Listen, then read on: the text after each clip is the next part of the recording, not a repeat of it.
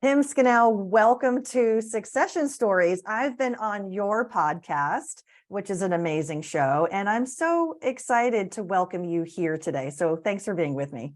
Oh, thank you very much. I appreciate the opportunity. I loved when we were on my podcast, and I'm looking forward to this. This is great. Your show is called the Wellstream Podcast, and we had a great conversation about what does it entail for a business owner. When I came on, we talked about all kinds of different aspects for business owners, and that's how we got to know each other. And since then, we've been collaborating, and today's discussion is about how you and I are collaborating, the value that you're bringing to your clients today, and what we might be doing together to really amplify and get results for business owners and families. So again, welcome. Why don't we start with you and your firm, Hightower Great Lakes, and what value you're providing for families today. So, like one of the things we talk to clients about, or when we meet people, is that we do feel like we have a unique wealth management process, and part of it is investment planning, which is the bread and butter, of investment management, and why a lot of times people reach out to us. And we think we have a very unique process as fiduciaries when we do that.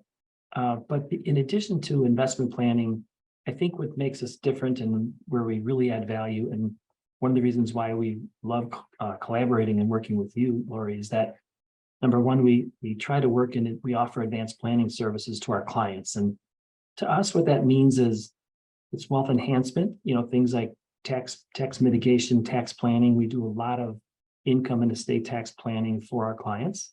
Also wealth transfer, just making sure that whatever your goals are as a client, however you want to transfer assets, whether to your family, favorite charities, et cetera, that they go efficiently and quickly in the way you want it to go. And then also with our business owners, which are most of our clients, we focus a lot on wealth protection, making sure that if something happens, to one or a number of their businesses, or some situation happens, it's not going to implode or really significantly impact their long-term plans. And then the final part of the advanced planning process, I think about a third to close to half of our clients have strong charitable intent. They want to give back. They've got favorite charities. So we also do a lot of charitable planning. From donor advised funds all the way up to family foundations. So we really just try to create strategies and implement strategies to help them achieve their goals. And then the final piece, in addition to advanced planning, and this is really where you come in, Laurie, is in relationship management. We really want to make sure there's two parts of that. We want to make sure that we're working with our client in the way they want us to, know how often they want to meet, do they want to meet as a family, as individuals, et cetera. But also, and we think, and more importantly, we really want to build relationships and collaborate with their other advisors, maybe their CPAs, their attorneys, their trust officers, and in situations in particular where they're business owners trying to grow the value, ultimately exiting. We like to work with people like you, Laurie, because we want to make sure that the recommendations we make are consistent with what the other advisors are doing. We find that very rarely initially when we talk to clients, do they ever get everyone in the room? So if my client's name is Bob, we call it Team Bob or Team Betty. We're trying to create the team and pull in the resources, the professionals that they need. And in situations like where they're looking to grow the business, grow the value, and ultimately exit, that's when we bring people like you in. Well, thanks for explaining the planning process. We have listeners that are working with financial planners today. We have listeners that are not and may not be familiar with what services are provided and why should they do these things. For example, I have clients that are very sophisticated clients, but they don't have wealth protection in place. They don't have a will or estate plan yet. And of course, I'm trying to work with them too.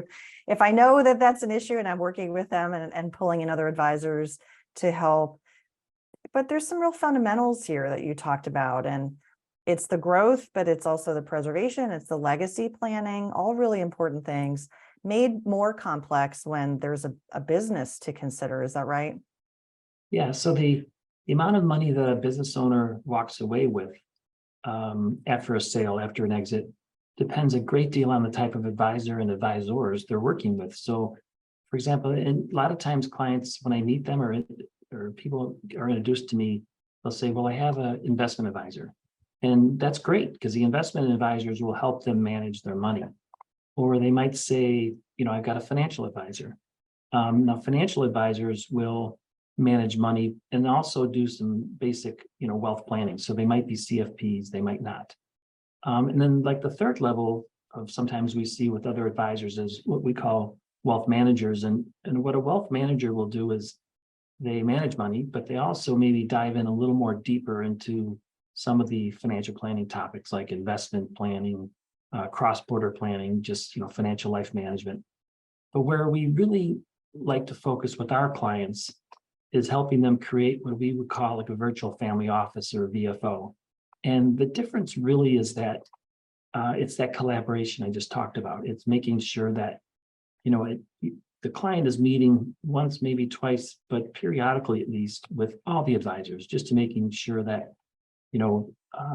when they're working on one project, selling a business, buying a business, doing estate planning, there's just so many different skill sets that need to be there at the table. So we really try to be kind of collaborators, or we create the collaboration, hopefully.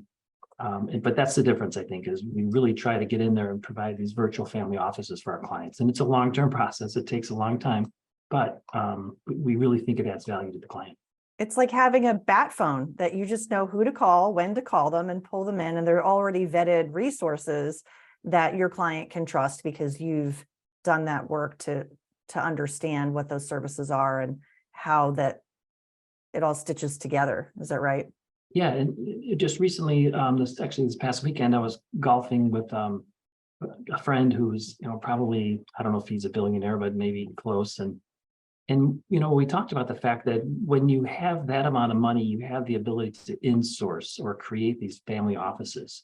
I think I've seen reports saying, or estimates, that if your net worth is 500 million or more, you have the scale and the ability to bring people in. But for most of our clients, we're not working with clients that large, and doesn't make sense really to try and in-house. It's really expensive. You can't bring all the skill sets you need in. So in that case, we try to create it virtually. We actually map it out. We have a mind map where we kind of list everybody out, and so they can see who their CPA, who their attorney, who their trust officers. And then I'll just give you an example. In 2019, well before COVID, I did I interviewed literally 19 accounting firms in the northern half of Indiana, as well as in Chicago. I was really just trying to identify firms that were fits for my clients, firms that had capacity to take on new clients, were responsive. And literally I found two. But those two are amazing firms, and those are the two that we try to collaborate the most with. And when clients come to us and they don't have great CPAs, for example, a lot of them do, but when they don't, we try to, bring them in. Or attorneys are very specific, as they focus on different things. And so we are constantly screening to try to identify and locate and find, great professionals that we can add to their team. A business owner that's thinking about a sale in the future might not know what to do with their proceeds once they sell. That's one scenario. In the scenarios you're talking about, the client is already working with you, correct? So therefore, you're helping them plan all the way through. I think we have listeners who could be in either side of that camp. Let's address the first one, which is these are people who have a business, they are ready to sell in the next 3, 5, 10 years. Hopefully they're going to start to work with someone like me to help them maximize value and get ready for that transition, and then put a process together to help them, get bids and find some strategic buyers or financial buyers that work for them. And then we have an exit process, right? So now they have to understand, what am I going to do? You're not going to just put the money underneath your mattress. Let's talk about the timing of all of this. When ideally should that client seek either a financial advisor, wealth manager, or a virtual family office? What's the right timing for that ideally? Yeah, so my feeling, just based on my experience and what I've seen, is yesterday, right? Right. when I talk to clients, I'll say, like, recently I met we took on a new client. It was somebody reached out to us, and they're getting contacted by companies and like family offices and PE firms to acquire them. And what I'm trying my best to do is tell them to step back first, because it takes a long time to make sure that, as I read your book and I've talked to you about this. It takes a long time to really make sure that your business is ready. You have the management team, that they know the questions these buyers are going to ask. And then also what I find too is very often they've got great internal CPA controllers, financial people, but they very rarely have an advocate for them as the owner outside of the company. So honestly, we try to spend a lot of time building that team for them, and that takes time. So I would say, to answer your question, in a perfect world, the process takes 2 to 3 years. I mean, it seems like a long time. And as a result, you really need to get a lot of professionals involved way up front. That would be my answer. Yeah, I do address this in the book. Thanks for mentioning it. I appreciate that you've been a reader of it and endorsing it for me. I have 2 clients who really love it, by the way. So yeah, reviews are good. Thank you. Thank you very much. And we talk about the business owner advisory team, and no one person's going to have all the knowledge, expertise, and in some cases licenses, right, from a financial advisor standpoint. And that's why we think that there's a benefit to the collaboration also. So I totally agree with you on that. The virtual family office, if you were going to describe it, is it mostly about the scope of assets? Is it 10 million of assets or more? Is that generally how you would describe it? Yeah, so I describe it more based on complications. So if I have a client who has maybe more than one business, but also has real estate, has maybe a family, maybe a second marriage or special needs. So if it's complicated, the virtual family office really gets bigger. If there's one business,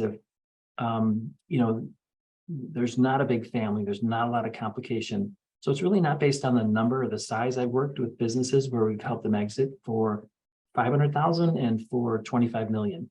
It's really more of a complication. And that's why it's not a size 9 shoe for everybody. It's, what are the specific needs and what are the gaps? Do you have great tax planning? Because it's what you keep, not what you get after you sell. Do you know how much you need? Oftentimes they have contract attorneys who help them with contracts, but they don't really have estate planning or exit planning attorneys. So you just need to fill the gaps. So it's really complication, not necessarily size of assets. Gotcha. Okay, makes a lot of sense. If we were going to summarize for our listeners what the key takeaways are, what should they start doing yesterday? What should they start doing in the next 90 days? What would you recommend? So I really think that we talk a lot about a parallel path. You're running your business day to day. You're hiring, recruiting, retaining. You're doing all those things. If you can just step out of the business and just schedule that and make sure you're focusing on, what do I need? What's it worth, my business? If I exit, how much do I net? And then really look at some of the benchmarks that you provide in your book and in your guidance, which is how do I make the value greater by the time I exit? So I really think it's a plan, and you have to do the analysis up front before you come up with a plan. So I would schedule it, because a lot of times people don't schedule it or plan for it. And then all of a sudden it's a year or two later. Absolutely. When time is on our side, we have more options. We have more opportunity to create the future we want. Tim, if people want to get in touch with you, what's the best way to do that? The best thing to do would be send me an email at tscannell@hightoweradvisors.com.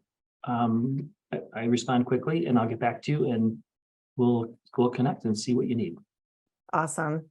Tim, I ask everyone if they have a favorite quote or something that inspires them about entrepreneurship or life in general. Is there anything that you'd like to share?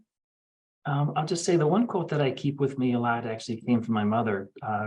She used to say it all the time. And, whenever I would say this isn't going right, or this is not what I expected, or And she would just say, life is complicated. And I know it doesn't seem like a great quote, but it reminds me because it's my mom, but also it's so true. There's nothing easy, nothing simple, nothing is actually what you think. You got to dive in, and there's no size 9 shoe for everybody. You really need a custom analysis. So that's what I always think of.